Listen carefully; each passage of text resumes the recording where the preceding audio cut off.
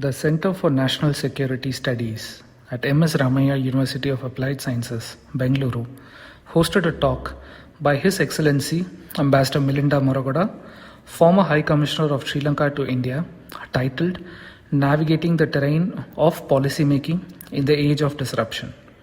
In a candid conversation with Mr. Balasubramanian, Head of India Strategic Studies Program at the Center for National Security Studies, Ambassador Moragoda shares insights on India's Neighbourhood First policy and Sri Lanka's India First policy.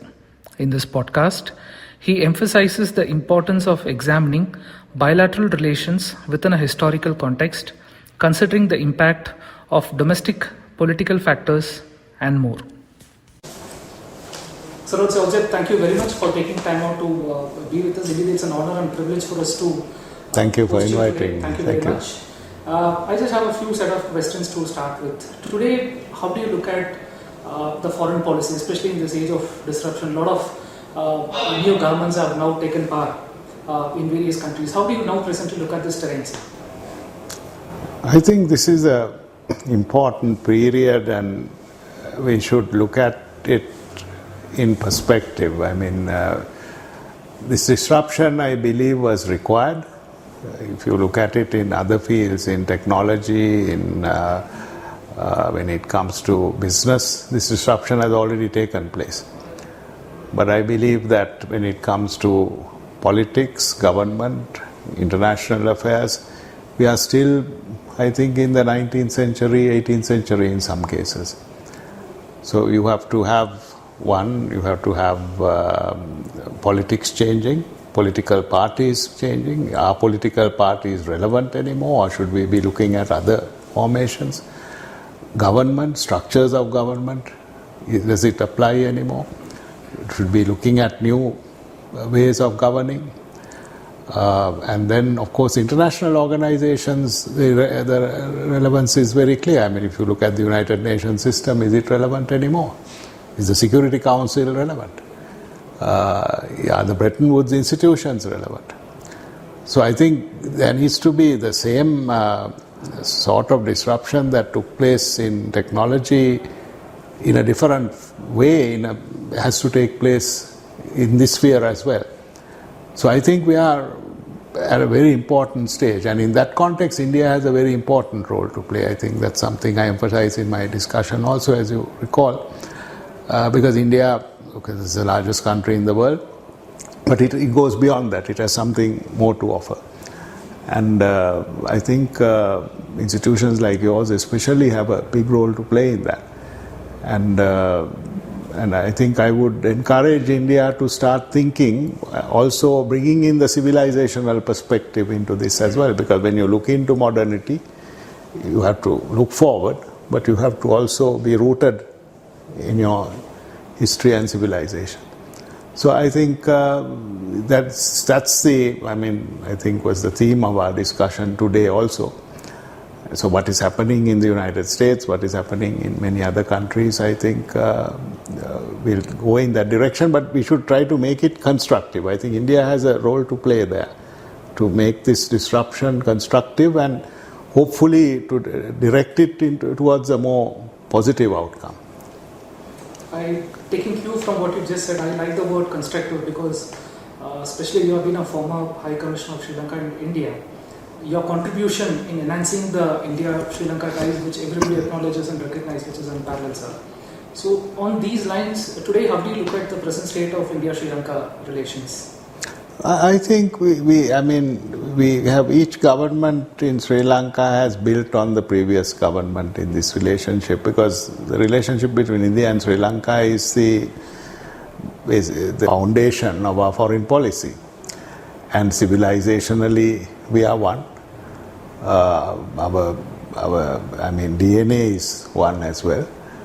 I think, there will be ups and downs. I always say it's like a family among brothers and sisters. You can have differences of opinion, but finally you sort it out and move on.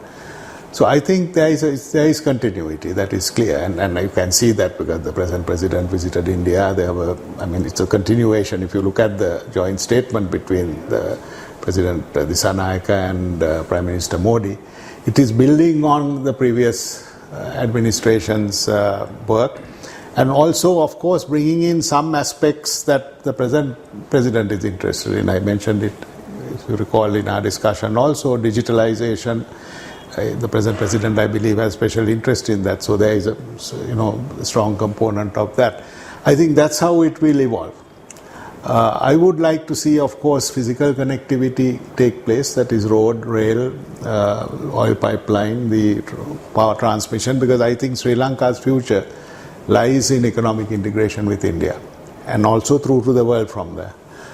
I hope that also will be part of the agenda. Sometimes I think, depending on the focus of each administration, this will slow down and move forward sometimes. But I believe we have to move fast, because windows of opportunity also are limited.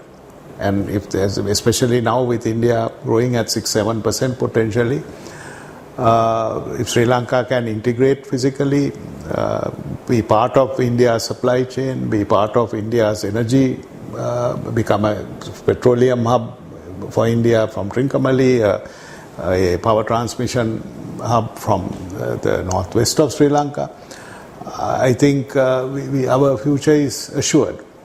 But again, we should not miss this opportunity, because if you look at our relationship between India and Sri Lanka, I think over the past 40-50 years, there are more missed opportunities than opportunities that we have actually been able to capture. And that's a pity. If I can indulge you with one more question, sir. You mentioned two words. One is economic integration, and next is about supply chain. I think there is also a felt need to expand the scope of cooperation between India, Sri Lanka, and India, Sri Lanka in the larger South Asia and Southeast Asian region. My understanding is also that today, based on your talk, is textiles is something that which Sri Lanka places a huge reliance on. Can you just a little bit delve into this aspect and see, explain to us how we can deepen even more? The textile industry is our main industrial export. We export around $5 billion worth of textile a year. The main market is the United States. I think we add probably about 1/3 value, 2/3 of the raw materials are imported. But we are world-class textile apparel manufacturers, especially for big brands like Victoria's Secret, even sportswear, different. I mean, we have done very well in certain niche markets. And we have $2 or $3 billion turnover companies that are doing very well at that.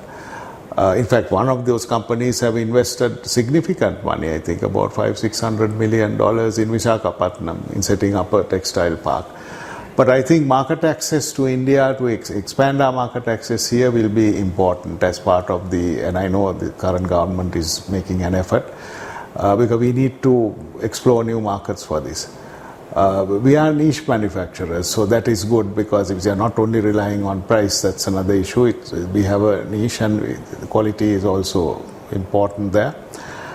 But equally, we have to diversify our exports. We have a very narrow export base. If you look at our foreign exchange revenue earning, our number one revenue earner is remittances from migrants, maybe $7.5 billion.